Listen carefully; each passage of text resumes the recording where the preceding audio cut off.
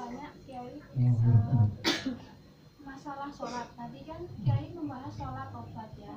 Itu minta tolong fadilahnya juga apa, terus bila mana kita melaksanakan sholat obat itu, tanda tobat kita diterima itu yang jelas kalau di dunia mohon di akhirat diterima, tapi untuk di dunianya tandanya apa, itu yang kedua. Dan yang ketiga, boleh saya nanya di luar tema tapi masalah sholat. Sholat hajat dan istikharah gitu. Kalau sholat hajat kan menentukan pilihan, sholat istikharah menentukan pilihan, dan hajat doa. Kalau bagaimana tandanya doa kita, pilihan kita itu penentuan, maksudnya penentuan pilihan di antara dua itu sudah ditunjukkan oleh Allah, itu tandanya apa? Dan yang hajatnya keterkabulan doa kita itu tandanya juga apa? Mohon dijelaskan secara rinci, dan kalau ada salah mohon maaf. Assalamualaikum warahmatullahi wabarakatuh. Jadi tadi pertanyaan masalah apa? Pertama masalah apa, Pak? Sholat tobat. Jadi sholat tobat itu bagaimana? Berarti kan saya tadi pokoknya kalau misalnya setiap hari juga boleh ya, boleh malam, boleh siang, atau misalnya baru melakukan dosa ya, kemudian mandi atau wudhu, minimalnya wudhu, kemudian melaksanakan sholat tobat 2 rakaat. Setelah sholat tobat dia banyak baca istighfar berapa kali ya terserah. Setelah sampai benar-benar kita itu punya istilah ya Allah, kamu benar-benar diterima. Dan terus tandanya orang tobat itu diterima bagaimana? Ya, pokoknya kita husnudzon kepada Allah Subhanahu wa taala. Walaupun ada sebagian ulama yang mengatakan tanda diterimanya tobat itu apabila kita sudah tidak mengulangi perbuatan maksiat yang serupa. Nah, misalnya orang minum minuman keras, begitu minuman keras, kemudian setelah itu sholat tobat, setelah itu sudah sama sekali ya, tidak minum minuman keras, bahkan bukan hanya dia tidak mau, bahkan dia itu merasa benci. Jadi tandanya itu terhadap maksiat itu benci, bukan tidak mau lagi, tidak mau kan kapan-kapan sih gelem. Nah, itu tidak, dia itu sudah merasa benci, ini benci, ini sesuatu yang menyebabkan saya jauh dari Allah Subhanahu wa taala. Nah, itu antara lain itu seperti itu tandanya saja. Tapi masalah diterima atau tidak itu urusan Allah Subhanahu wa taala. Yang penting kita itu usaha sungguh-sungguh supaya bertobat. Kemudian masalah sholat istikharah ya kan? Istikharah itu dilaksanakan kalau ada sesuatu pilihan ya. Misalnya ini atau ini, atau saya baiknya itu pergi atau tidak. Misalnya kita mau ke Jakarta, saya baiknya ke sana atau tidak. Saya misalnya ada tawaran pekerjaan, saya ambil tawaran ini atau tidak, begitu. Itu sholat istikharah. Nah, sholat istikharah itu bisa dilaksanakan kapan saja, tidak harus malam.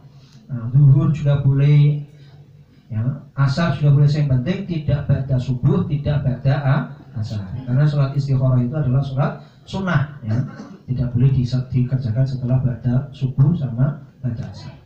Nah, kemudian istikharah itu kalau bisa 7 kali, ya, 7 kali. Nah, nanti setelah itu tandanya apa? Kadang-kadang orang itu diberi tanda Allah Ta'ala banyak. Misalnya tandanya ada yang dengan bermimpi, ya. Misalnya orang mau nikah, ya.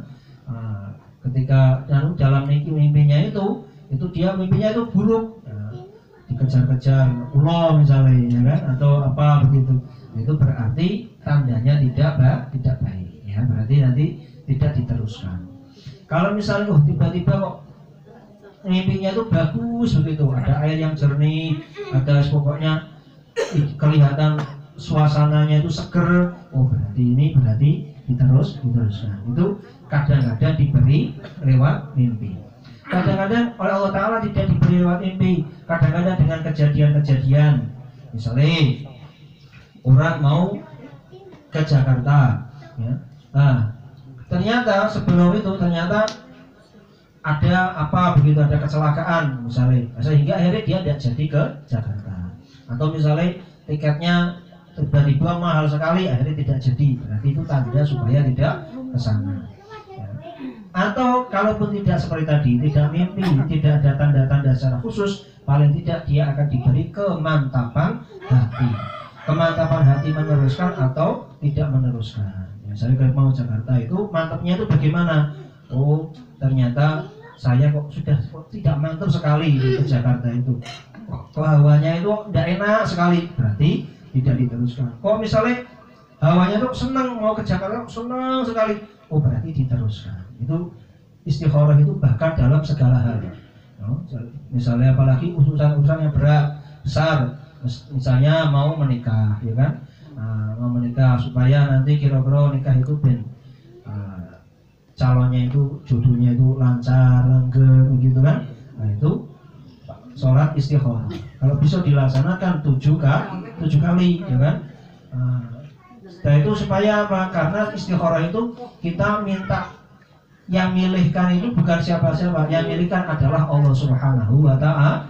Sebab pilihan kita itu kadang-kadang salah.